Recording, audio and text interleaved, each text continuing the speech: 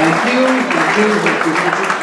evening, ladies and gentlemen. Welcome all. My name is Gordon Edelstein. I'm Artistic Director of Wharf Theatre. Thank you so much for coming to this creative conversation between two of really the really finest minds in America, except they're both from Canada. Adam Gopnik and Malcolm Gladwell. First, before we begin, let me just thank our sponsors. Really and truly, lest anybody doubt this, the sponsorship and the support of people in our, individuals and corporations in our community make theaters like this possible. So from the bottom of my heart, I'd like to thank Assa, Abloy, Connecticut Innovations, Stratton, Faxon, Trial Lawyers, Marcum Accountants and Advisors, the University of New Haven, the Graduate School of the College of Business, and the Alvine Enrichment Program, and WSHU Public Radio Group. Please join me.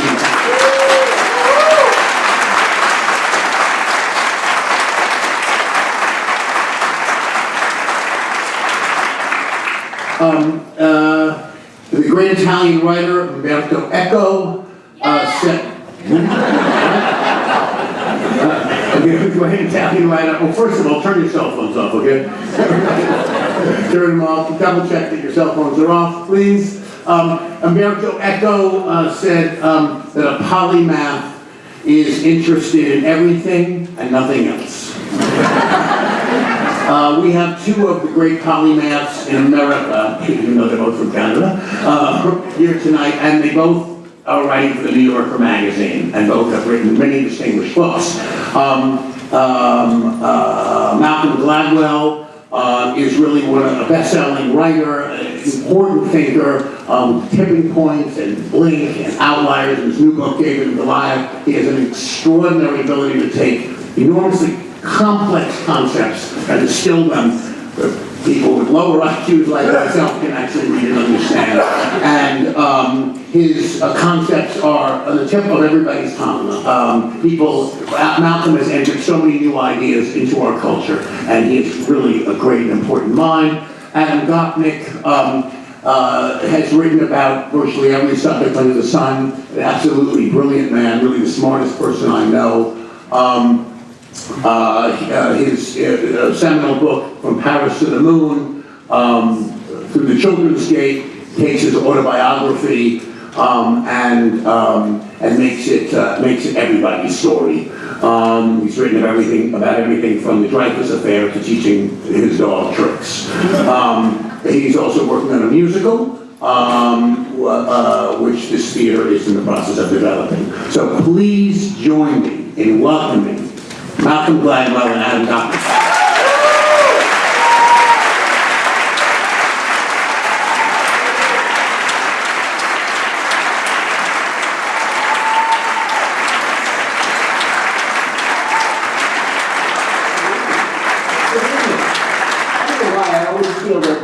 That I'm on the right somehow with you, Malcolm. I think it's wonderful to be here, and thank you all for having us. I should explain that this year, 2014, I don't even think Malcolm was aware of this until today, marks the 15th anniversary. It was now 15 years that Malcolm and I have been going around, not this country alone, but two countries, Canada as well, debating things that happen in the world and around the world. So what we thought we would do tonight is review for you, if we could, some of our favorite debates, as we've done over the time, where we are on them now. We would tell you some horror stories from our life on the road, including the time we got out of Naples, Florida, one step ahead of the sheriff and a mob of enraged Tea Partiers. This is a true story. It's a true story. And in general, talk a bit about what we've been arguing over for the last 15 years, and tell you some of that too. The first debate we ever did together was in 1999, if you recall, in the lobby of the now defunct Stanhope Hotel, which I know sounds like a scene from a movie, right? We yelled at each other in the lobby, but we were debating, and here with eerie relevance to today, the rights and wrongs of healthcare, because we are both, as Gordon said, Canadians. Malcolm from Ontario, and I'm from Quebec. And we both grew up with a National Health Service, with, well, we call that Medicare, and so on. And this was 10 years before there was any such thing. And we did a debate for the Washington Monthly about the rights and wrongs of healthcare. And I took the pro-Canadian position, for which I marshaled all the data known as sentimental memory of places and people. And Malcolm took a libertarian position at that point. And then, and this was published in the Washington Monthly, it was our first debate. And then you took a turn, a very striking turn, back towards to Canada. And not only was it interesting because of the content, right, which I want you to tell about, but it was also the only case I know, Malcolm, where someone with a mind like yours was actually persuaded about something. You see, in general, right, that people are never persuaded by an argument or by an idea, right? The progress of any controversial proposition, not just in the world, but in your own, in our own experience, right? It's first to say, oh, that's absolutely ridiculous.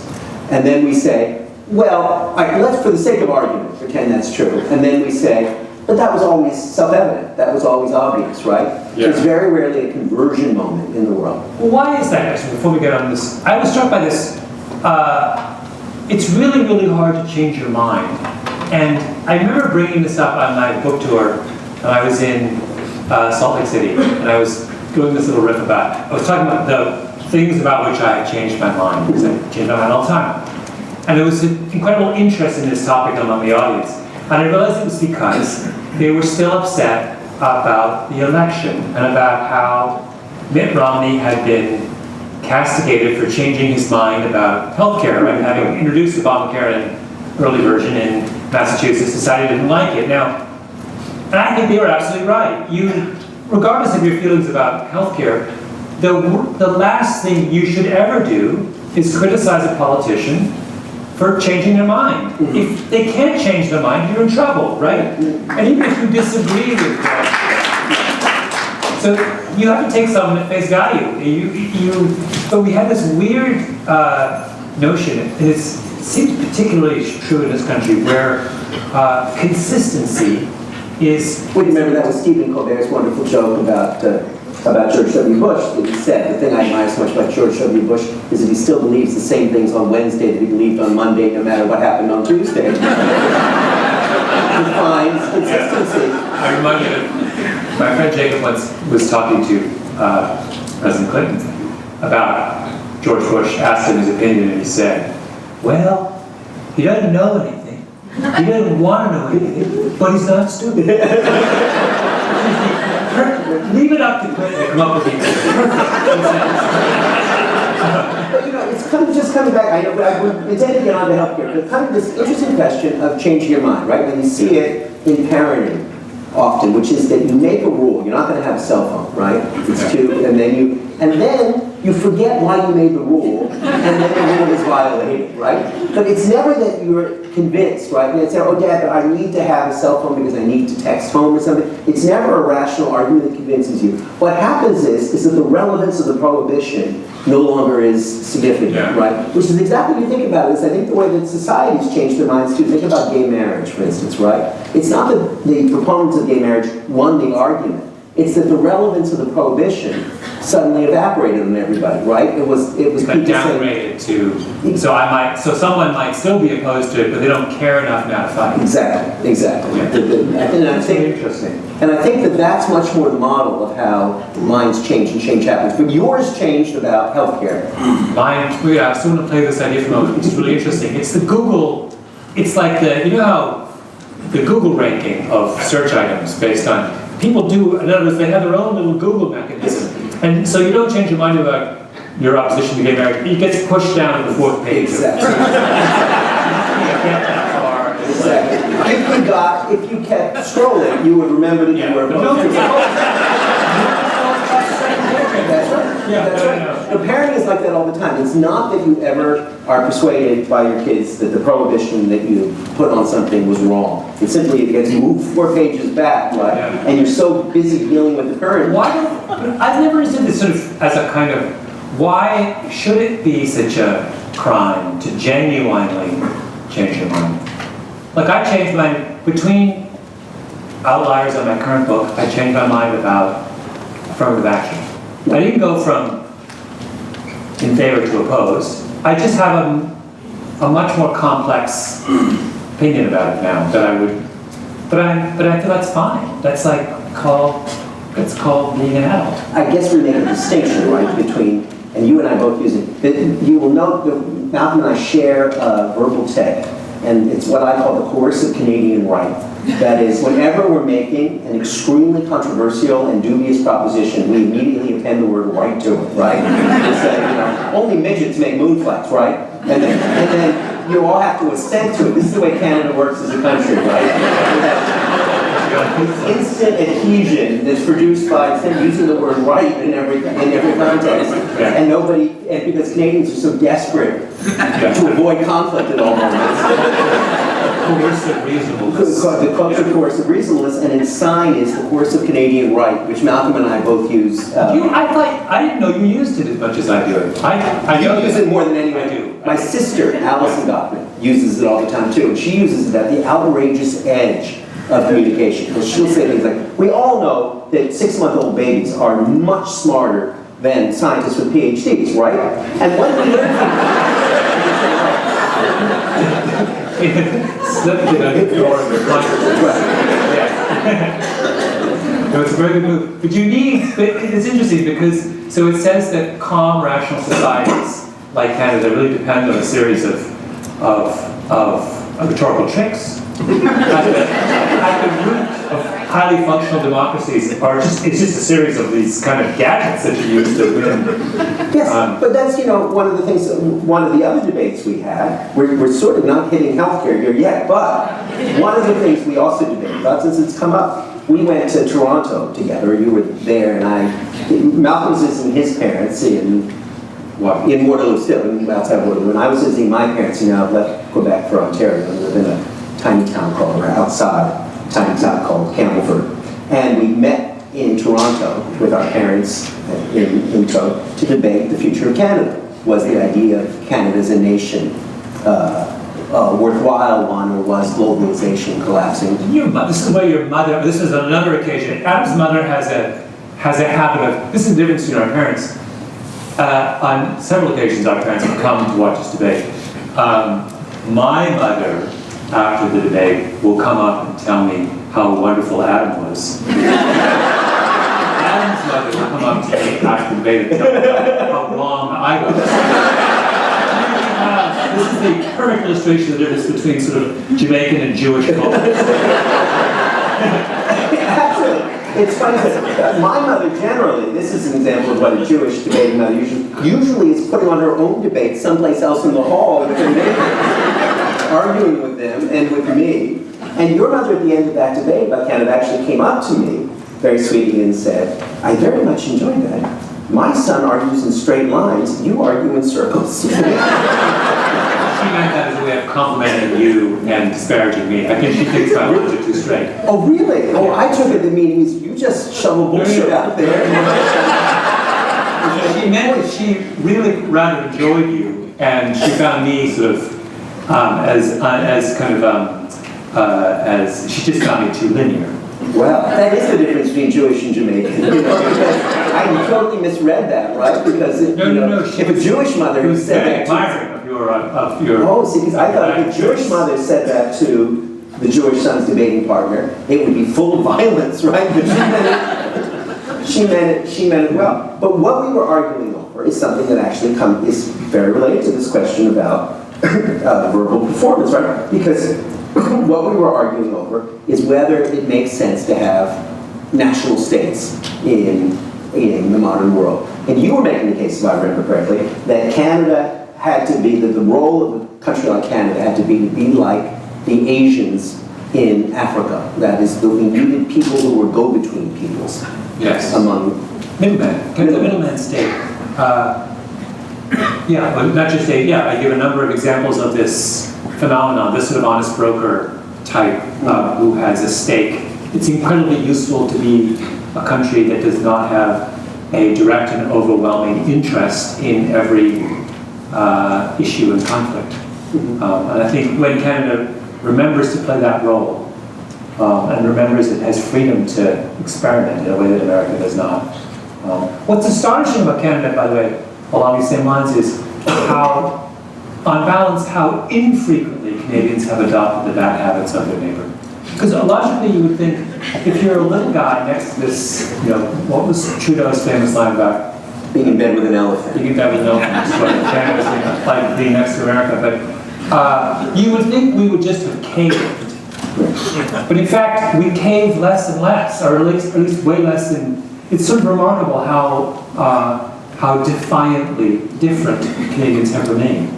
Well, one of the most, nobody in America even noticed, but something enormously positive for the world happened 2 weeks ago. And that is that the nationalists in Quebec were defeated by, frankly, federalists, by a cosmopolitan liberal party.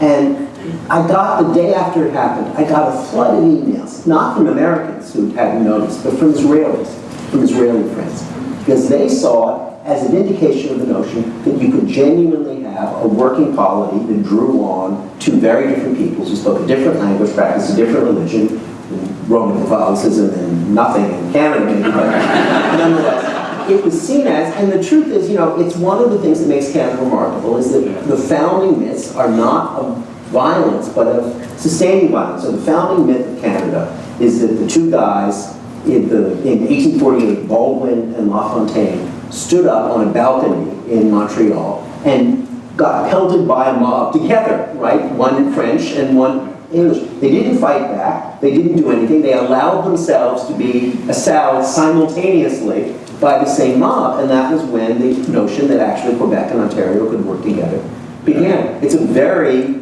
opposite view of national assertion. By contrast, and this is my favorite little story about America that Americans don't know, the equivalent mythology of America, the Boston Tea Party, is actually, it is the perfect, by the way, metaphor for America. You couldn't have picked a better one. Because what was the Boston Tea Party? It was taxes on tea were very high in the colonies. As a result, it made a lot of sense for various colonists to smuggle in tea. Seeing this, the British did the rational thing, which was to cut the taxes, thereby putting the smugglers out of business, whereupon the smugglers went and did the Boston Tea Party through all of it. So in other words, America was founded in opposition to a tax cut. But and completely rewritten history and pretended it was opposition to a tax increase. And you have a party called the Tea Party. The name they give themselves is in complete contradiction of an example. It's like so fantastic as an example of American, it's this combination of complete ignorance of your own history and marvelous, bullheaded kind of, it doesn't matter. The Tea Party anyway, right? I don't care whether they're raising or lowering those taxes. Let's go for it. As a Canadian, I've just, as a Canadian, one in full possession of the true facts about American history, I'm just in awe. Well, this is true, and one of the things that is interesting about being a Canadian, I'm now. Are you still a citizen, or are you? Okay. Yeah, you're still. Did you? I'm an American. And Martha, my wife, will not surrender her passport. She's totally Canadian. Why did you surrender yours? I don't know, Malcolm, the pressure, the social peer pressure. I guess I had actually been born here, because you were born in the UK. Oh, right. I was born here, and it simplified life considerably just to lie back and pay the taxes. But Martha, my wife, is pure, true Canadian. But what I was going to talk about is the strangeness of American rights. Now, we have no border.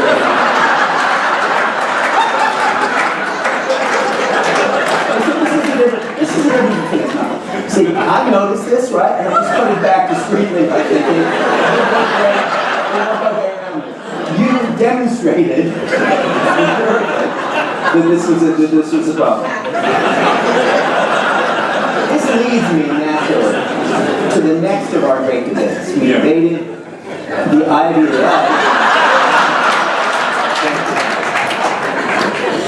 the way, have you noticed this? That this has become the American all-purpose accessory, right? You cannot see a picture of a lingerie model pushing her baby around without holding a bottle of water at the same time. You never see anyone, politician, anyone else who does not in America now hold a bottle of water as a baton. No, there's some. I was just in LA for the weekend. In LA, I feel like you get the purest kind of feed on what America is saying, doing, thinking, carrying, wearing. This is totally off topic. There's something called the Santa Monica Stairs, which all kinds of runners do to run up and down the stairs. And so I was running up there, and there were these two teenage girls who were also doing the stairs, but as I would be going up, they would be coming down, or vice versa. So I passed them 4 times. And on 3 of those 4 occasions, the exact same phrase was said by one teenage girl to the other, which was, and I said to him, that doesn't work for me. And I realized at that moment, you realize, oh my God, this is where this country is going. We will all be using that phrase about 6 months from now. Just as we all say, like, random, dude, and so on. We'll be saying that just it. The one we were both loved a few, back in the day, right? Back in the day was good. Back in the day. That doesn't work for me. That's clearly, remember, there was way and no way. Yes. That was your tombstone. My epitaph was, he had the courage to stand up to those who would say, no way, and say, way. That no longer works because that phrase is passed from but there's a little shiny window where part of me is sort of like, if I do die, I don't want to, but if I do die, this epitaph so works. This is like, I've got my tombstone all lined up. We stood up before a crowd, Ethical Culture Society, ballroom inn, or whatever it was, auditorium inn, and we debated the abolition of the Ivy Leagues. Yes. This was one of your big. It remains your biggest call. I try to never write a book without some chapter that involves. Yes, I was about to say David and Goliath. Chapter. So does Outliers. And so does Outliers. So and it's somewhat of some subject of yours. Oh, completely. And so explain. So now when we had that debate, I was still the parent of 2 Dalton kids, right, and hadn't felt the full weight of the insanity of the American college selection system, which I just went through, as you know, with our older son, Luke, who was responsible for my family nickname, which is due to Malcolm, actually. It's not that you're not dead. Malcolm's nickname in our family because Luke thinks Malcolm's appropriately correct. He's the most interesting man in the world. And he'll always come back and say, but Malcolm always finds the most interesting things to say. Not that you don't dead. Or Malcolm always has the best examples. Not that you're not dead. But so this is who you are in our family. But the point I was amazed. So now we went through that whole insane system, right? Yeah. And it's one of the things about living in the country, right, is we do not see out of it, right? We look at other people's anthropological systems and we say, how could they possibly cut themselves up and scar themselves? How could the British send their kids off to boarding school at the age of 6? So on and so on. And yet we go through this insane system of super intense, high energy, hyper anxious selection for no particular end, which ends with us paying $50,000 a year for our kids to smoke weed, have sex, and watch movies. If you were trying to analyze this rationally, you would say, this is a very strange social ritual, and you are out to abolish it. It started out facetiously, and now I'm dead serious about it. If you want a quick and dirty solution to the problem, here's what it is. It's don't ask, don't tell for the name of the educational institution you attended. So we have a system where you can go wherever you want, but you can never divulge the name of the college you attended, and no one is allowed to ever ask you. Now think about this. Think about what this accomplishes. First up, right now there's 2 reasons why you choose to go to a school. There is the appropriate question of, is that a place where I feel I can get a good education? And the secondary question is, what value does society place, on the brand, what is the brand value of the institution? The second question is illegitimate. It doesn't help us. we now remove that from the equation. So the only decision you can make is, where do I think I'll get a good education, right? And secondly, the process of hiring is now beautifully simplified, which is, right now, people are inappropriately using the brand value of your institution as a shortcut. As opposed to getting to know who you are, they are simply saying, well, you went to X and that looms large in mine. We just removed that. Can't do it anymore. And I actually was running this idea I had lunch for long random reasons with a guy who runs J. Crew, Mickey Drexler. I'm telling him this idea. He's one of these people of great enthusiasms and spontaneity. And great sweaters. I mean, Great sweaters. It's so interesting because you realize, to be a great retailer, which is what he is, you have to be that guy. You can't ever turn off the. So I tell this idea, he looks at me, goes, I love that. Picks up his phone. He's calling me HR and goes, from now on, I want your data. Get rid of the data. It's fantastic. I was like, wow, if it only, everything was but I think it gets at something, which is that you have to, so Canada did a version of this, or did when we were around, which was, you can either remove the name, or you can have a system where there's rough equality amongst the. Which was the one we really grew up with. That's what we grew up with. So now that we have a country with the same thing, so it didn't really matter if you went to Queens, Western, or Toronto, it doesn't, the brand name doesn't impart any information. But you have to get away from this system where we've turned the higher educational system into basically a luxury brand contest, and that's not what it's a complete distortion of the function of these institutions. This is true. On the other hand, do you recall how I won that debate? My dirty move at the end. You won the debate by bringing way more of your own kind. It was on the Upper West Side. What are the odds that I am going to win a debate on the Upper West Side about the Ivy League and how I You had on your hand the facts, data, and a brilliant argument, and I had nothing. But what I said at the end, you may not recall. It's like that, by the way. Yeah. It's like that. The obsession among that particular strata of American society with these remnants. It always cracks me up. If you drive through, there's a section of either Santa Monica or Brentwood, the sort of on the wealthy west side of LA, where everyone's sending their kids to like Crossroads or some other, highfalutin. There's a section where you can't believe it. You look out, and then all the streets are named after Ivy League schools. But they make their neuroses more plain. They all sat down and think, it's not enough that our kids can't sleep at night for at least 5 years in high school because they're worried about whether they'll get into Harvard, Yale, Princeton. We also want to make it so that when they walk down the street, they'll be obsessing on the same thing. They'll be reminded I'm walking on Princeton Street, and what if I don't? Maybe I'll never ever have a chance to go to the I said it was a bizarre thing, but I will recount this because I have few enough victories in life. That it was a big room on the Upper West Side, exactly as you say, and it was in 2007 at the end of the Bush administration. And what I said at the end of my summation was, it was a proper formal debate, was. That you remember this, but one way I'm not Canadian at all is extremely competitive, right? That's the American side. And I said, the thing we have to decide is, here today, it's not so much about the Ivy League, it's about the kind of America we want. Because there was the George W. Bushes of the world, they didn't need Yale to get ahead. He had family and money. But for Bill Clinton or Barack Obama needed to go to a school in order to gain access to the elite. So the question before you today, ladies and gentlemen, is not about the Ivy League. It's whether you want the America of George W. Bush or the America of Barack Obama. This is a room full of New Yorker subscribers at the end of 2007. That was dirty. It was dirty. I admit that it was dirty. Well, on that wave of liberal goodwill, we went down to Naples, Florida, if you recall, shortly after.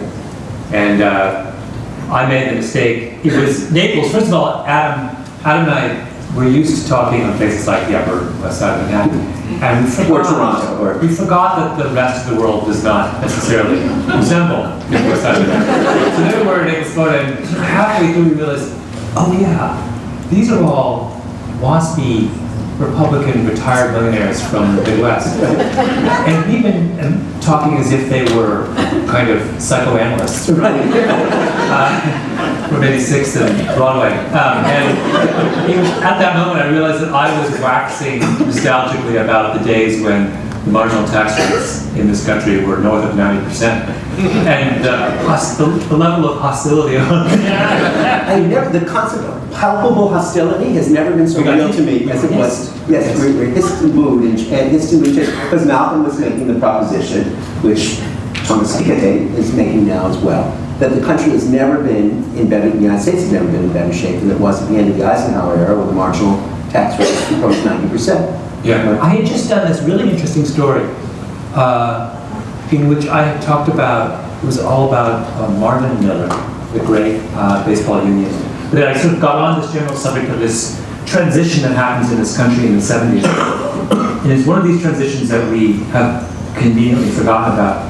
We forget how not very rich the rich used to be. So one of the things that's really fascinating, I went back and looked through old issues, back issues of Fortune magazine or the Wall Street Journal from the 50s and 40s about CEOs. So we're all familiar with stories about CEOs now. You know, they have this, that, and the other thing, and about their extraordinary lifestyles and their massive paychecks. But I went back and sort of talked about what was it like to be a CEO in those days. And there was all of these articles. So they were paying, these are people who were paying at the margin, marginal tax rates of north of 90%. And so there was a whole series in the Wall Street Journal in the early 50s about the difficulty CEOs had in maintaining their kind of CEO status. Like the lifestyle lagged behind status. Everyone thought you were wealthy, but in fact, there was this long quote about some guy who was the head of a Fortune 100 company who couldn't afford a swimming pool, or they only had one car, and the country club membership was like really ruinous. Right. And it was just like you were. So he was making $50,000 a year and paying. And it was just this kind of. It was interesting to think that that was only 50 years ago, 60 years ago, and it seems like another century. But also, well, it was. But no one back then presumed to suggest that because that CEO was making so little, he wasn't trying hard, or didn't enjoy his job, or wasn't being productive, or didn't have social status recognized. I mean, there's this whole fantasy that has kind of arisen over the last generation or so that says unless you are insanely well compensated, you won't. You're somehow will be less than, right. You'll be less than competent at your job. It's a crazy notion. It just comes out of nowhere somehow. No, absolutely, and it's one of the things that clearly is diminishing and ruining so many things. But after we got chased out of Naples, Florida, just to remind you of our trajectory. The really unfortunate thing about Naples was that on events of this kind, they always either have the social event before or after. And it's usually better before when people are hoping for the best rather than after when they experience the worst. But if you recall, in Naples, it was after. Exactly. It was after we did the dinner, and it was really, it was horrible. The weird thing, I've never, this thing that's happened in this country in the last 15 years, which is so fascinating, which is the rise of the aggrieved rich. Like, I have no problem with people who are rich. The rich, it's fantastic, good for you. But to be both in the 99th percentile and have this kind of highly developed narrative of grievance, which is just such a bizarre thing. You contrive to turn yourself into a victim. So that was what was on display, and that was really, I thought it actually quite shook me to be exposed to that. Well, I think it's, if I had to guess at it, it's something to do with the narrative of the aggrieved rich.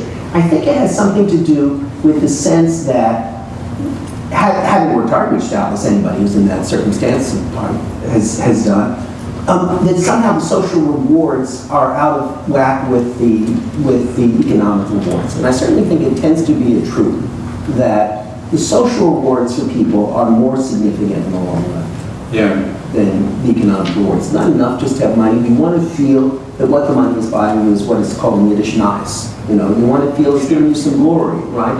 And when you don't get that or don't get that sufficiently, all the swimming pools in the world can't entirely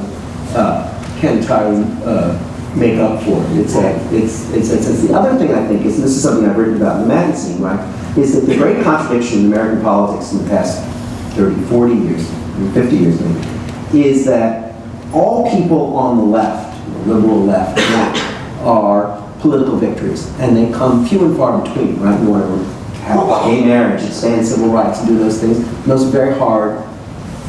National health insurance, those are very hard to get, right? But cultural victories, people on the left get snapping their fingers.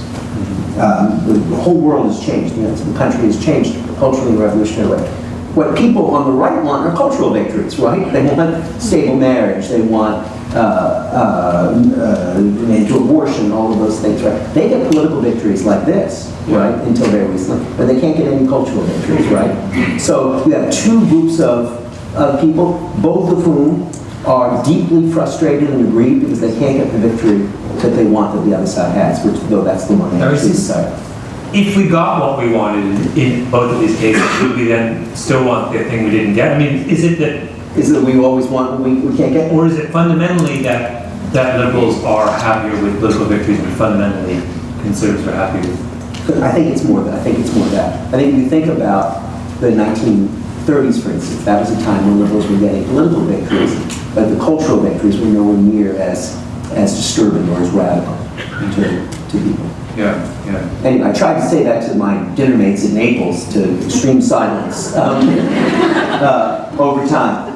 Then we went, if you recall, to Virginia not long after that, and we debated Twitter, because you had a theory about the uselessness of Twitter and Twitter technology that presented. Now, do you still believe this? Basically saying that Twitter was... No, it was a nuanced argument. What I was saying was, in reaction to what I thought was a lot of absurd overstatement after Arab Spring, in which people thought that social media, and Twitter in particular, played a pivotal role in that, and I doubted that. The keyword is pivotal. I mean, it played a role, but the idea that there would not have been an uprising in the Middle East in that era, absent social media, I think is absurd, and does a disservice to people who have been. And I have not changed when I. But you took it one, if I remember correctly, you took it one step farther than that. You said that what makes real. You used the example of Castro in the mountains. What makes real revolutions are not weak ties, but very strong ties. In other words, if you don't have a group who have an absolute commitment to one another, that kind of radical social change is impossible. Yeah, sort of like the founding fathers. Well, if we do not hang together, we will all hang separately. In my current book, I have that whole chapter on Birmingham and the civil rights movement. Right, exactly. If you spend any amount of time reading about, for example, the civil rights movement, I think you just come away with a profoundly different perspective. One is, it's important to remind yourself that King was working for years. Years. And he himself was standing on the shoulders of people who had been working for years. It's decades in the making. That's the first thing. And so this notion that there can be this spontaneous revolution is absurd. And the second thing is that it was absolutely, there's this moment when King gets to Birmingham and he sits down with everyone who's involved with it, Shuttlesworth and King delivers a mock eulogy for all of the inner circle. There's like 50 of them in a room. He does this thing, which is very typical of King, to sort of make light of a serious moment. But his point was, you need to be prepared for the possibility that you might die over the next year, right? Which was real, because the Klan was like blowing people up in Birmingham. We call it Birmingham for a reason. That notion, so real social change requires time, it requires planning and strategy and coordination, and it requires personal risk. you have to be willing to put something on the line. Twitter suggests that revolution can happen in the absence of all those things. That I can participate meaningfully from my phone thousands of miles away. This is a fantasy that can only be hatched in America in 2008 with someone lying on their couch in San Jose, right? It's just like, it's so obscene. It makes a mockery of people like King, or before that, and many other, Mandela, I can name numerous things. It makes a joke of the kinds of extraordinary sacrifices people made to bring about real change, right? I mean, the thing about King and the Civil Rights Movement is that it brought about real, palatable change. It didn't go away, right? They got what they set out to get something, and they got it. And it said, that was my objection to there's a kind of laziness in Twitter triumphalism. Twitter, yes.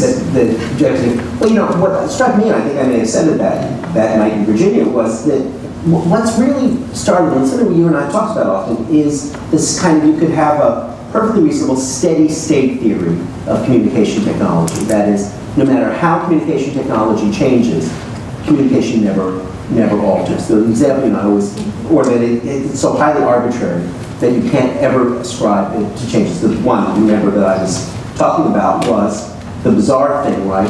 That you and I grew up using telephone, right? And my kids will never have a phone call. They simply rule out phone calls from their world. They've never been on the phone. They never will get on the phone. They won't get on the phone with their grandparents. And they certainly never get on the phone with somebody they're courting or interested in their gifts. They spend their whole lives on text, right?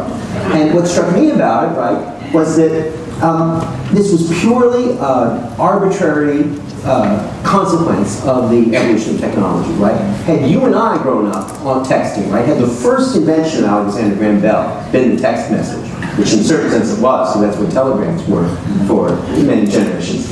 And then in 1995, Steve Jobs had invented the phone call, right? And had been able to say, look, you will finally now be able to hear the voice of the people you were talking to.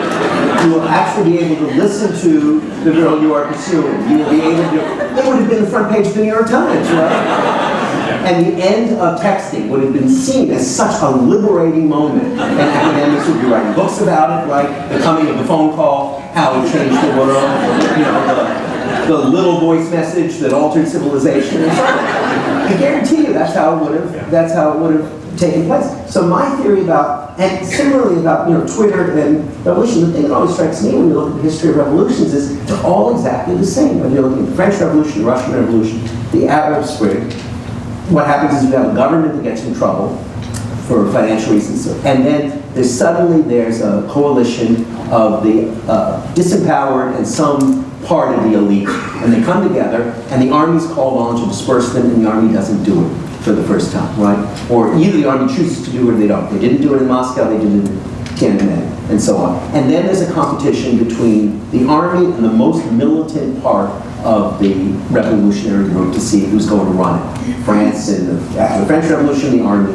eventually won. In Russia, after the Russian Revolution, the most militant part of the revolutionaries, the Bolsheviks, won. But it's always the same pattern. It's always the same pattern. And it sort of doesn't seem to matter very much whether you're passing out pamphlets at the back of a crowd in Paris in 1789, or you're tweeting in Cairo in 2012. So interesting, because you think, to bring us back to the Civil Rights Movement, there's a precisely analogous moment in the Civil Rights Movement when I think it was in Montgomery, King, Shuttlesworth, a couple of others go to speak at a church, and remember this is the story where the white mob surrounds the church, and the local police won't call off the mob. So it's the situation where faced with, and King actually believes they're going to burn down the church, and with everyone in it, and gets all the other leaders to say we're going to walk out and sacrifice ourselves to the mob. And they're about to do it, and then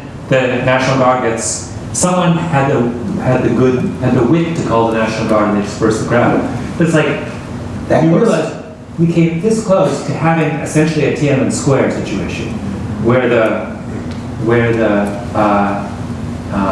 the orthodoxy, the power orthodoxy, essentially torches destroys the revolution. Like they were all, I mean, when I say destroys the revolution, all of the four most important civil rights leaders, Ralph Abernathy, Martin Luther King, they were all in that church, along with 600 other people. I mean, it would have been, we came this close to having a kind of, can you imagine the kind of, it would have been precisely the same kind of effect that you see in countries where revolutions fail, which is, you get this kind of, you get Syria, you get, it's just, to read it, it's the most chilling bit of American history I've ever read. Malcolm, you're raising civil rights. This is something we were planning to talk about. It comes to mind.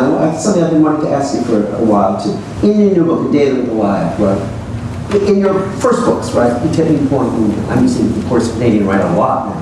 Yeah. In your first books, not to caricature them, but they had on the whole a positive and optimistic view of the power of the market to make social change. That was one of the things that was strong in you. And in *David and Goliath*, you were talking about killing it. It's really, in a way that not many people have recognized, but I think it's very strong in it. You're sort of turning that on its head. You say that what is essential for positive social change are non-market, tightly or tight groups who are capable of making moral sacrifice. That's essentially the theme of the second half of the book, right? Yeah. Have you seen that in yourself as a real transformation, as an internal transformation? It's gently dramatized in the book, yeah. But when you think about it, it's a big change. Yeah, I guess it's interesting. Tipping Point was written 15 years ago, so, I was green.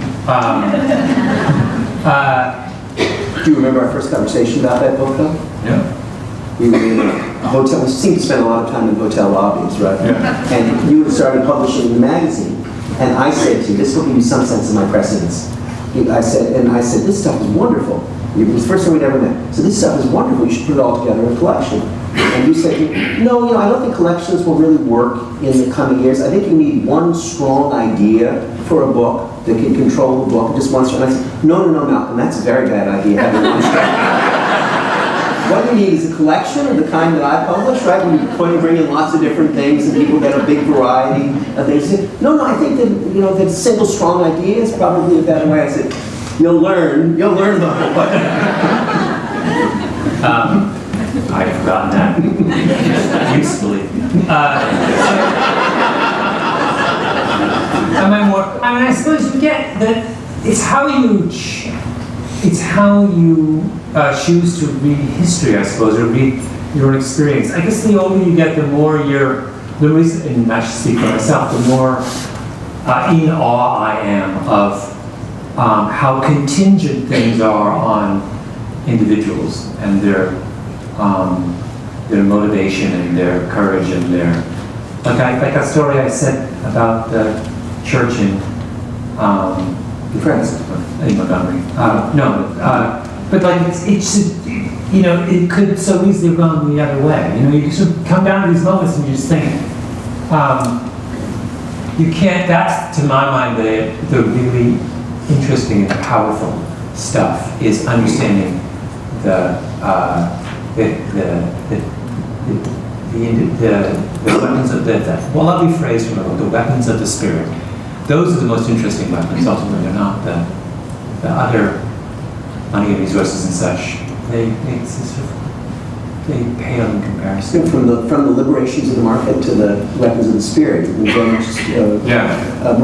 But one thing we have, and I know we want to go and get questions from the audience too, but it leads me to think, the last major pieces you and I have written, or long pieces you and I have written in the magazine, were both about spirituality in one way or another. I did a long piece about the new literature of atheism. We did a long piece about Waco and the way we misread religious allegiance in dangerous ways.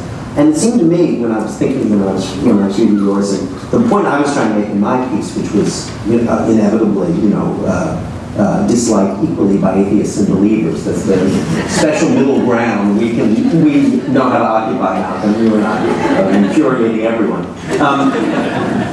Was that atheism and humanism are different things. It's kind of a fact value distinction, right?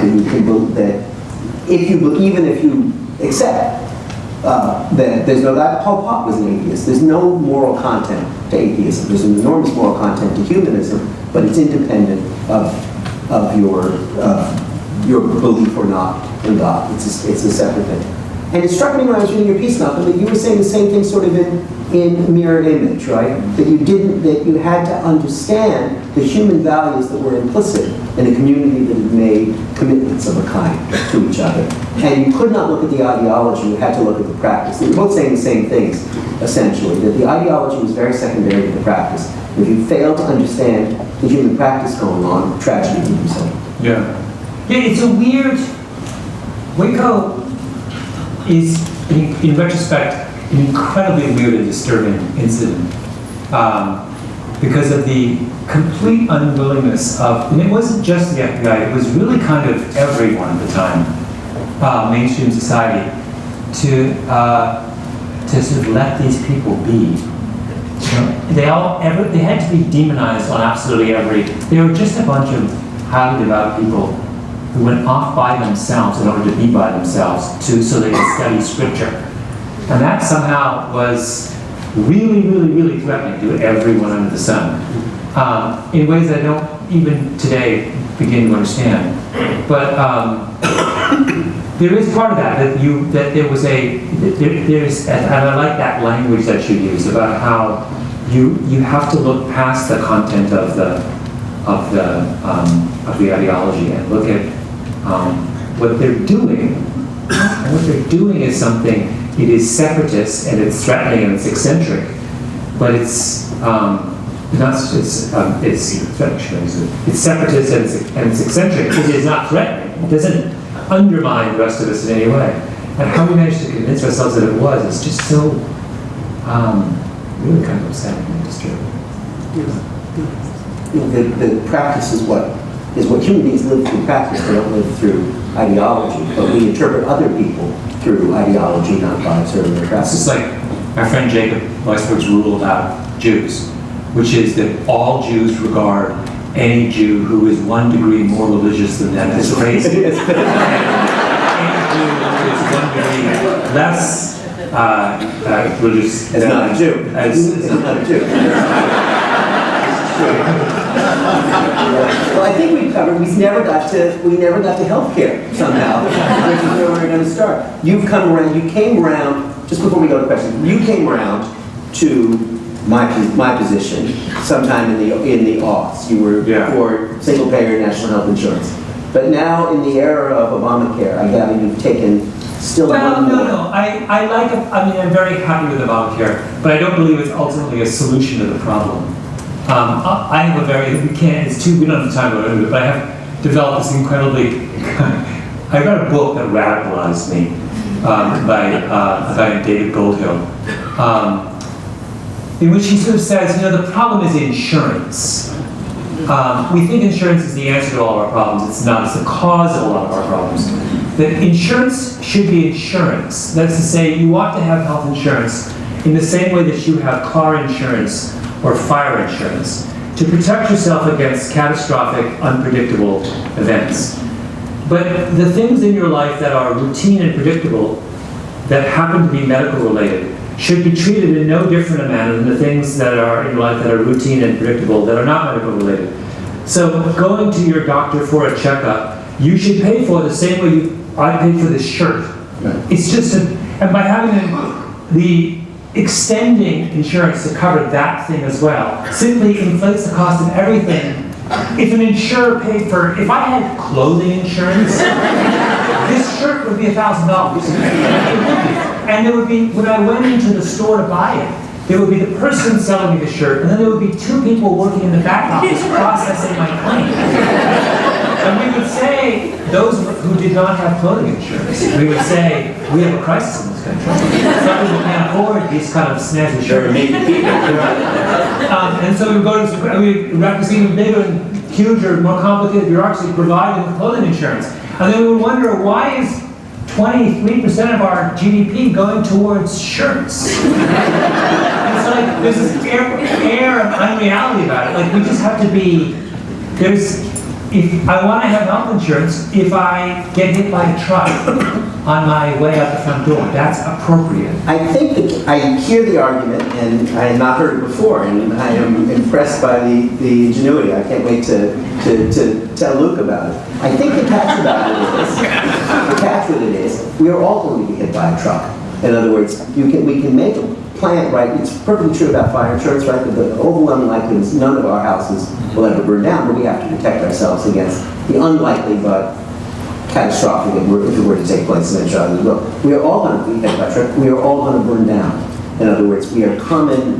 We have no way of escaping the certainty, right, that we are all going to need medical care at a great and a lot of it, and very hard to make it. No, well, but we're not. You're actually wrong.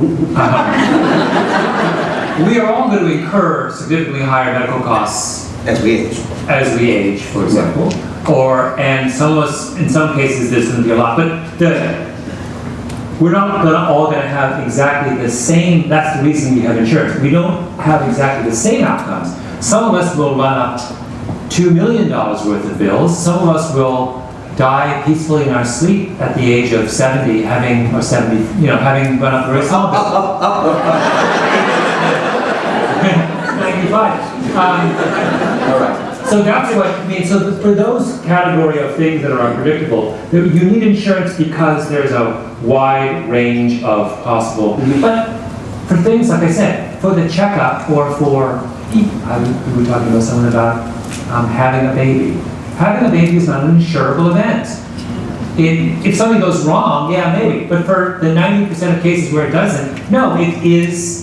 We know what that ought to cost. We know what ought to happen during, and that should be handled like a normal expense in your life. And if someone can't afford it, then help them out. But don't construct this massive system to intervene in something that's actually relatively straightforward. Why don't you think of saying this in Naples? Save us a lot of grief. What do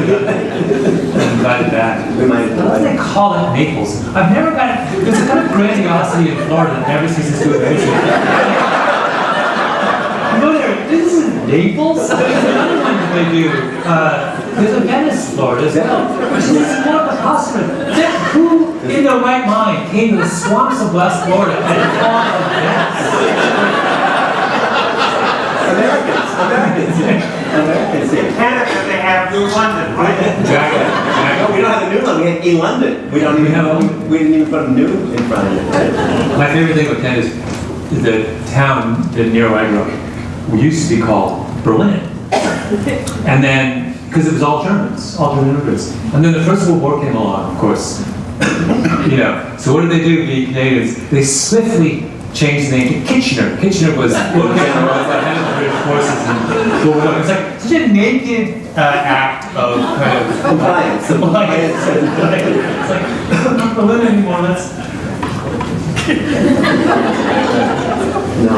But that's the nice thing about Canada, it's like I grew up in Montreal, right? We had the Notre Dame de Grace Hebrew delicatessen, right? That nobody ever thought that there was anything odd or unusual, peculiar about having the Our Lady of Grace.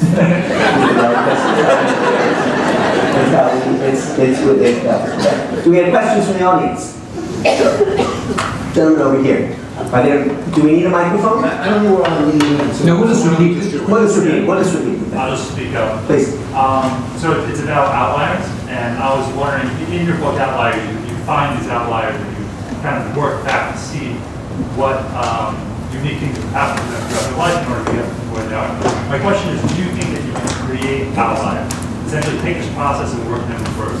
Find somebody who is smart enough, and you give them training, you give them an opportunity, you give them a chance for 10,000 hours, and then have them become an outlier.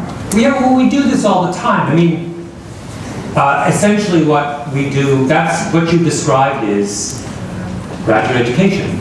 I mean that's very seriously. Can I tell my 10,000 hour story because it exemplifies this so well? So my son Luke was reading Outliers, and he came to my office one day and said, "Do you buy this thing of Malcolm's about 10,000 hours?" And I said, well, you know, I love not my brother, but hey, well, people said, well, when did you start writing seriously? When did you start? I said, when your mom and I came to New York in 1980. And he said, and how much did you write? He did, and he had it on his phone, and he did the thing, and he said, well, your 10,000 hours were up, Dad, in May of 1986, which is exactly when my first piece appeared in the New Yorker. Exactly what it did. So I called Malcolm, because we used the phone, and I said, you won't believe this, but, and you said, well, it's the greatest parlor trick you can possibly play, because 10,000 hours is 6 years, and all forms of professional education take 6 years, really, whether you're learning from the moment so that it sounds very sexy, 10,000 hours, right? But if you think about it, in 6 years, that's how long it takes from the moment you enter medical school until they allow you to treat somebody, from the moment when you enter law school to when you're actually arguing in court, how long it takes you to do a PhD. Yeah. And I've always thought about that, and in fact, I always say that to kids who are coming out of college or something. I always say to them, take on the Gladwell, forget the 6-year rule. Any profession or craft you devote 6 years to, the overwhelming odds are you're going to become some kind of, achieve some mastery of it at the end. Yeah. Yeah, no, it's a very, the only reason I spend enough time on that principle is to remind people that that mastery takes so long that it requires help. And mastery takes so long that there are real costs to judging people too quickly. So there's a tendency in society to try and come to quicker and quicker answers about whether someone is very good, or good at something. But in fact, we should be doing the opposite. We should be slowing down the process. I think about this a lot. You know, it comes back to our education argument that we are doing in this country precisely the wrong thing, which is we are more and more front-loading our judgments about what stream someone belongs to or where, what strata they should end up in. We should be backloading it. You should wait till the last possible moment to decide what someone's up to. You shouldn't have to decide at 18 what you're interested in. It is ridiculous. Why do you declare a major at 18? You're 18. You know, it's like, everyone's in such a hurry. I mean, I was in a hurry too when I was that age, but it's crazy. Another question. Hi, Mr. Gladwell. You know, your books have had a profound influence on probably everybody here. You can tell by the crowd, but I just, you know, I find it interesting that in the pamphlet, in the program here, you were honored by the American Sociological Society, and I was wondering how that voting went, because, I mean, essentially, you've changed the way I teach psychology. I mean, it's interview, it's observations, and I find it hard to teach kids about reductionism and cause and effect because it's so very difficult to do that today with, you know, people, you know, studying people. So I was wondering, as much as you got that award, did you get any flack from the Psychological Association that your writings are not based on two groups and conditions and then an outcome and a hypothesis? And well, you know, I think they give those awards for, it's not, the award is for, you know, journalists writing in a popular way about psychology. So they're baked into the award is the recognition, the understanding. The condescension is baked into it. Yes. all of the discounting has been done. In fact, as I recall, can I remember the story correctly? I told the story about, there was what's the rock and roll band? I think it was Metallica. There was, what was the metal band where one guy died and then they replaced him in the band with someone who had been playing for a tribute band of the same band? Journey. It accepts. It accepts. Not an accept. No, Not it was the original one. It was because it was the guy who was learning the vocalist with that. Was it? I think it was Metallica. Anyway, whatever it was. This is Priest, that's right, I think it was Judas Priest, but in any case. Oh, it's Judas Priest. Yeah, Judas Priest. So that, and I tell us That music plays in the quarters of the New Yorker day and night. To confuse one with the next. So I said when I accepted the award that this story came to mind because I was that guy. I'm playing in a tribute band, and now I'm getting to play with the real deal, right? And they all laughed in a condescending manner, and I think that was what was going on. So yeah, no one's under any illusions. May I say something to that, if I might? I grew up, as Malcolm knows, in a family of cognitive scientists. My mother is one, my sister is one, I have 5 sisters, all are, but one who's an archaeologist, and so on. And the truth is that's what cognitive scientists do, is that is to say, they look at a broad range of data, and they go about the business of interpreting it. And then they argue about the interpretations, right? So the notion that there is a world of actual social science that goes on out there, where you have consensus, right? You have consensus both about what the significant data is and what the proper interpretation of it is absurd. What you have is a community of people who are looking at data and trying to come up with plausible stories to explain it. So the professional amateur or professional journalistic distinction, which might apply in high energy physics, I think certainly does not apply in the study of human behavior. Oh, that part. Way up here in the back. Malcolm, we are faculty and students at Gateway Community College here in New Haven, and we're members of the Phi Theta Kappa Honor Society. And we just want to thank you for coming to Nashville 2 years ago and speaking at our international convention, and it was an honor and privilege to hear you talk at the time. Thank you very much.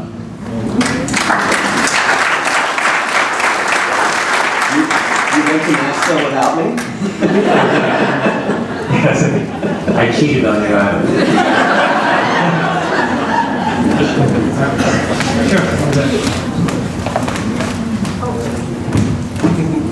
I'm wondering if you could talk a little bit more about the weapons of the spirit that you mentioned before.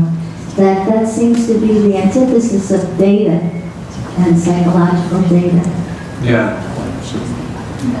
Well, like I said, that's what David and Goliath turns into. The book is really, in the end, about understanding the particular kind of power that the unquantifiable power that comes from, that arises out of adversity, that comes from courage and experience, and you know, you can't tell those series of stories. King in Birmingham, the village in France where they took in all those Jews during the Second World War, and the story of this woman, Mennonite woman in Canada who forgave the murderer of her daughter. And they're all cases where you can't account for the extraordinary bravery of those involved by any kind of conventional means. It seems to me, Malcolm, at the end of the day, you say you can't account for it, you can't quantify it, you can't do it. But you do say that, it seemed to me, that it's communal. That is, that it's something that depends on whether it's the individual woman who's able to forgive, or that French village. Yeah. That it comes out of people living together and people having a sense of responsibility to each other, if only not wanting to not wanting to be shamed in front of the people who are members of their practice. Yeah. Well, there's a wonderful line in this French village that took in all these Jews. It was a Huguenot village in the mountains, and afterward, they'd taken several thousand Jews, and they tell the Nazis what they're doing. That's what's sort of, they do, and knowing full well the consequences of that, but continue anyway. And after the war, one of the sort of leaders was asked, this woman was asked why they did that, and she said, well, it never occurred to us that it might be dangerous, which is the most interesting and sort of telling statement, that there was a kind of community memory. They had been persecuted themselves for years, and they had so normalized the notion of being a persecuted outsider who can survive the most terrible of ordeals, that it just no longer amounted to much. You know, it goes back to where we began.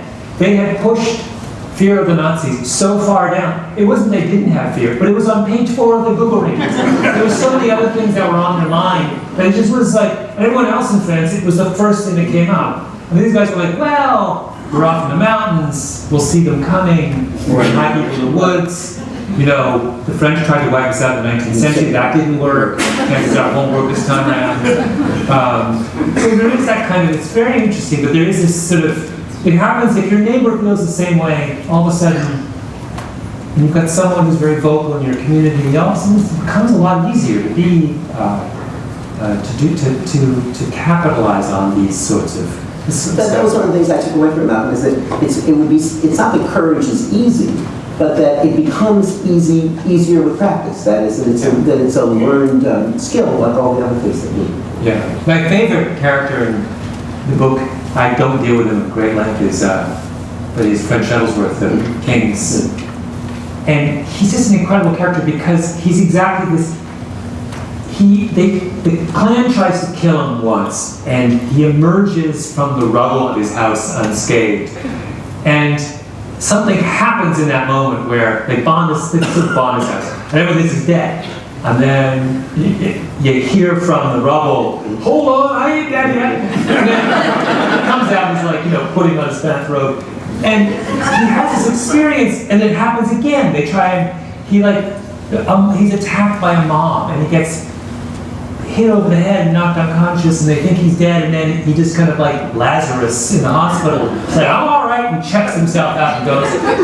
And so by that point, having survived 2, he just begins to lose his fear. And then that day at the church in Montgomery, where the white mob surrounds it, he pulls up in a car, and there's like hundreds of Klanspeople, like screaming, yelling, and just, he's like this big. Gets out of the car, just like strides through, and they park. He just becomes, and you sort of understand. It sounds like a miracle. It's not. It's what happens to someone who has a certain predisposition towards, who has the courage of their convictions. When you combine that with experience in defeating And survival, right? Yeah, defeating your fears. You get something that is really, really hard to stop. And that's why, you know, there are many conclusions, but one of them is, it's why we read history. Because the only way you can learn about these kinds of phenomenon is by observing how it happened in the past. You have no way to know what you're capable of unless you go back and you read about someone like that and you think, oh, okay, you know, we are capable of that as human beings. Questions kind of changed as you guys have been talking for the last 5 minutes, but so just a couple of things. You just recently had an article about the Branch Davidians. And then recently here in America, in Nevada, they had the whole standoff and they have a whole call celeb. I can't recall the guy's name right now, but so the right and the left are taking their stance on what happened and why it happened, and they're referencing, you know, Ruby Ridge and the Branch Davidians. And it's so long ago, it's out of a lot of people's memory as to what really happened. So people are kind of inserting their own facts about it. I thought your perspective was interesting for somebody who was on the inside. But I guess my question is, from what you guys were saying earlier on, like with the Tea Party and how it originated with the Boston Tea Party, and people have rallied to this gentleman's side because he's the little guy getting picked up by the government, but he's basically not paying his fees that he owes for grazing on public land that all the rest of the ranchers in this area are responsible for paying. But he's now the call celeb, and everybody's rallying to his side, sovereignists and militiamen and whatnot. And it kind of goes back to you guys' points about, well, my question again, I guess, is it the fact that people are so distracted and that memory or those memories and the history is on the 4th page of the Google search? Or are we just really that distracted and are we really just rally around ignorance at points in time in our history? Yeah. I mean, it's obviously some combination of all of that. Periodically, I mean, I would say several things, that those kinds of quarrels, public quarrels, very quickly become symbols of something much larger. They're significant not for the particular details, but they're tapping into some much larger complaint. And acknowledging the symbolic nature of those kinds of public fights is incredibly important. And it's why, even if you are 100% in the right, you have to step carefully. You know, you have to treat everyone, regardless of your feelings towards them, you know, with respect and fairness. You have to let people express themselves and go through absolutely every motion. This was at the core of the problem at Waco, which is you can't rush in just because you've run out of patience. The government can't run out of patience. The thing that we require from our government is, sadly, and it's complicated and it's expensive, we require them to have infinite patience. They did in this instance, just recently. Yes. Yeah. So Now, like they. Yeah, no, and I think that's really crucial that you, because if you don't, you will be dealing with the consequences for a very long time. The Tea Party, let's remember, came out of Waco. You know, Waco's not about Waco. Waco was about, became something much, much larger that we're still dealing with the political consequences of, which is this lamentable divide between right and left in this country. I have to kind of right and left, more specific than that. So there's a reason for us to be incredibly careful. I think that's right, but I just add something to it. You know, I did a series of talks last year about 1913, 1914, what made the First World War happen, what made the Great War happen. And one of the things that was scary and instructive about it, I thought, was that you saw how much the symbolic language and the symbolic dimension overwhelmed and devoured the reality of it. That is to say, and it's the same sort of thing you hear people saying now about Ukraine or about Crimea. We cannot afford to look weak.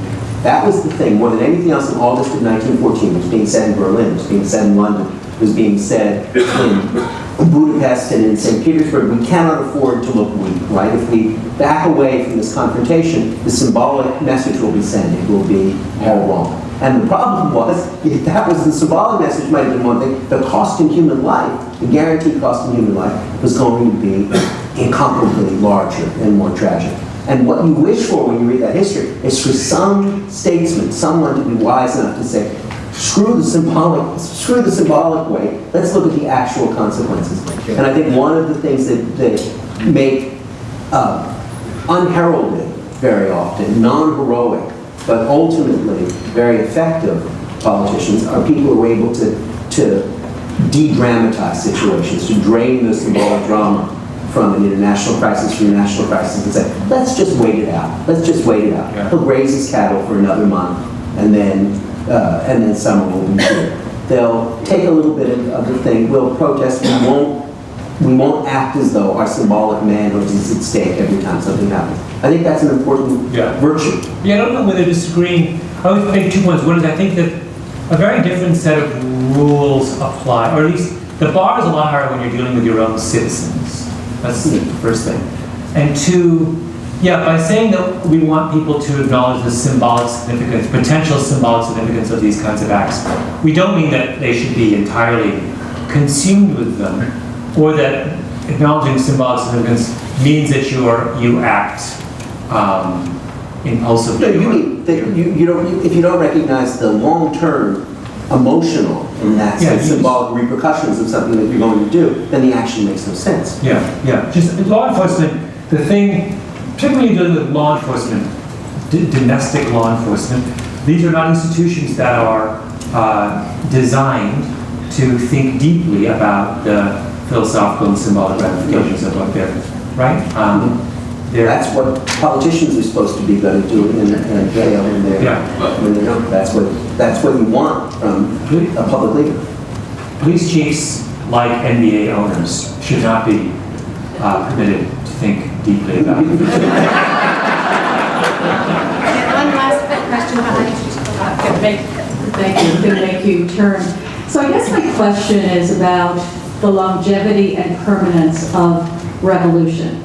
Because it almost seems like the losers become the counter-revolutionaries, become the aggrieved, become the demagogues. And it almost seems like, in fact, we're still fighting the Civil War. We're still fighting the Crusades. And, you know, probably the biggest example, I think the West thought the Soviet Union, in fact, was dispersed, you know, was becoming capitalist, you know, yada, yada, yada. So I guess my question to you all is, do you think revolutions are ever truly, truly won, or do they just kind of go dormant, you know, for decades or for centuries, you know, to resurrect? Thank you. Wow. The actual question was from easy to hard. So it's a good thing this is the last one. Well, let's use Canada. Canada took us, what, how long to settle the French thing? Still unsettled. It's the most reasonable people on earth, equipped with the biggest bag of tricks ever known in Western democracy to deal with these kinds of things, including the coercive right.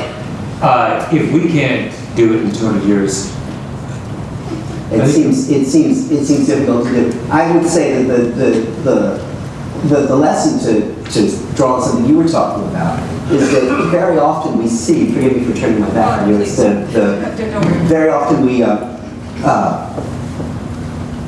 it's very difficult for us, emotionally, culturally, maybe even as human beings, to create a significant heroic rhetoric of non-heroic actions. So that we joke about Canada, right? About Baldwin and LaFontaine standing up on a balcony, Frenchmen and Englishmen, and allowing the mob to pelt them, right? It doesn't film very well. It's never been made into a movie, right?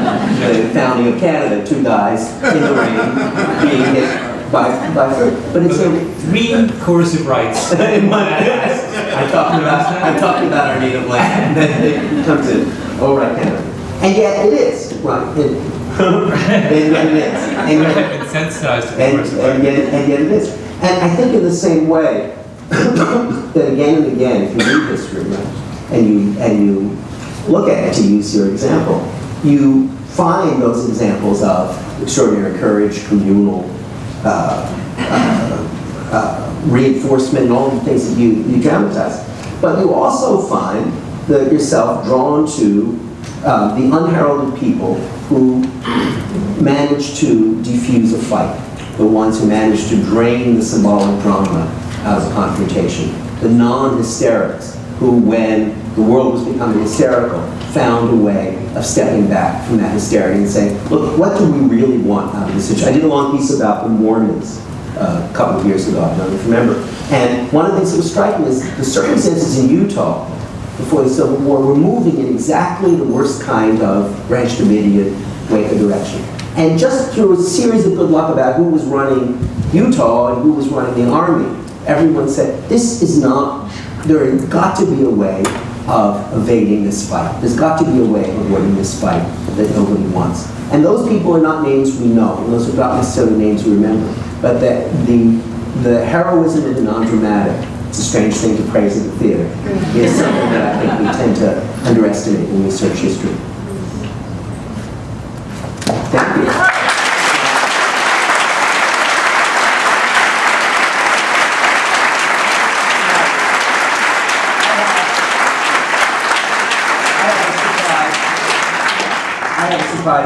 I have a surprise for you now. I hope it's a surprise. It'll be a small surprise. You have known me for all these many years as debating partner, dining companion, colleague at the New Yorker, but you've never known me in my true identity as a songwriter in all these years. My deepest, truest identity. And we thought tonight that we would share with you, as Gordon mentioned at the beginning of the evening, one of the things that draws me to this wonderful theater is that Gordon Edelstein and the great composer David Shire and I have been working for what seems likely to be 10,000 hours, or 6 years, whichever comes first, on a piece of musical theater called Table, and we thought we would do just a teaser from it, one song from it tonight.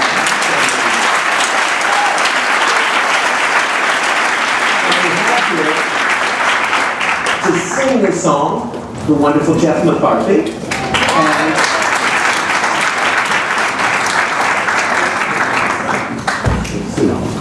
And to play it, the composer,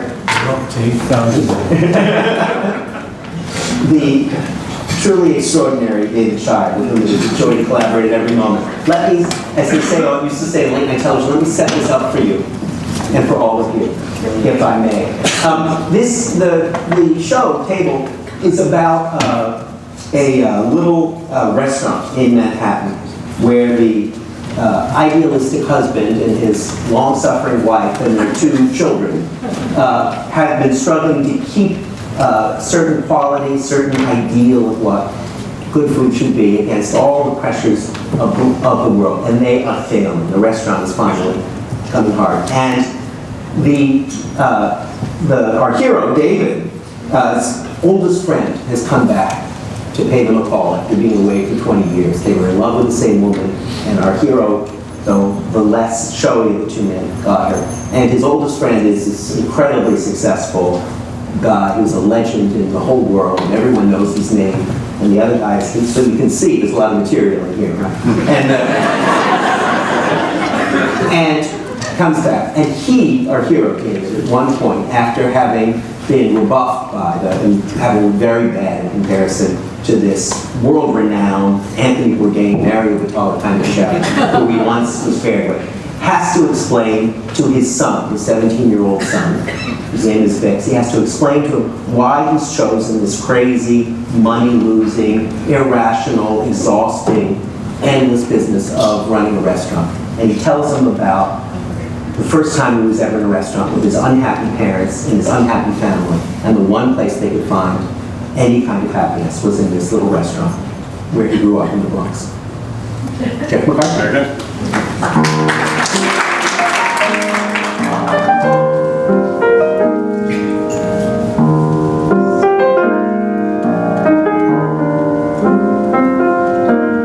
In the restaurant round the corner, it was always warm and bright.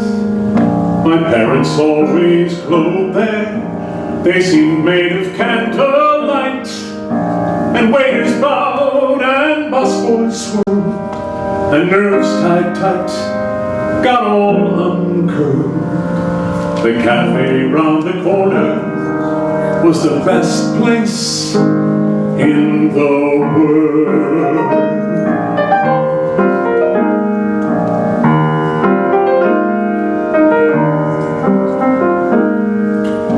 You wouldn't want it bigger, it fit Sylvie like her dress. You wouldn't want it larger without making it much less. And people lost their troubles there in butter and in bubbles there.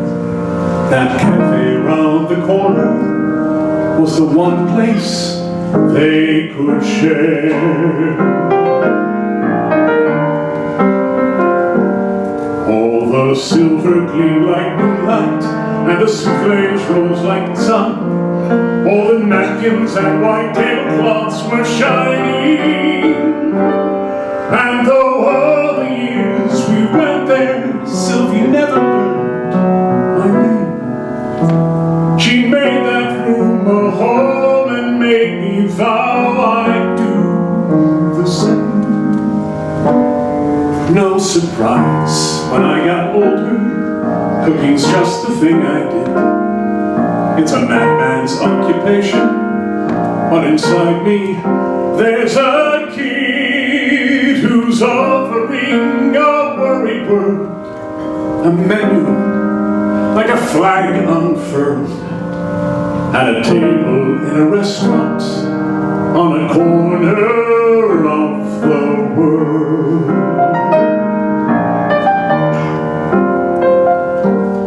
While the other boys flipped baseball cards, well, I was tasting brie, and I studied every cookbook like a Bible. I swore I'd go to Paris, learn the secrets of French food. But I know now what I wanted was to recreate the mood of that restaurant round the where our family felt whole, and my parents loved each other, and their souls were touched with soul. A simple room, a sacred place, a Friday night, a state of grace. That restaurant round the corner, our table in that restaurant, and me there at that table on the corner of the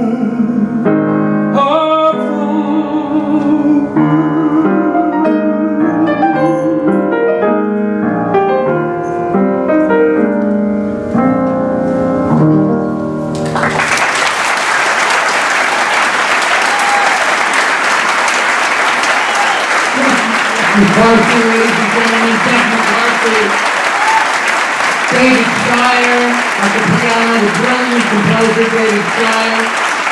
Join me in thanking Adam Gopnik and Malcolm Gladwell. Thank you so much for coming.